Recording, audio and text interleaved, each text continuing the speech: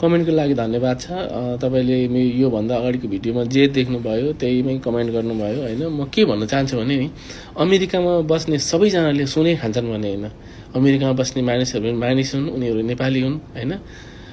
जसलाई जे मनपर्छ त्यही खान्छ। मलाई चिउरा दालमोट मन पर्यो, मैले खाएँ। तपाईँहरूलाई पिज्जा बर्गर मन पर्ला खानुहोस् होइन। अनि मलाई कहिलेकाहीँ चिउरा दालमोट खान मनपर्छ, कहिलेकाहीँ चटपटे, कहिलेकाहीँ भुटेको मकै, गुन्द्रुकको अचार, मुलाको साग। वाह! किनभने त्यो हामी सानैदेखि खाएर हुर्केको।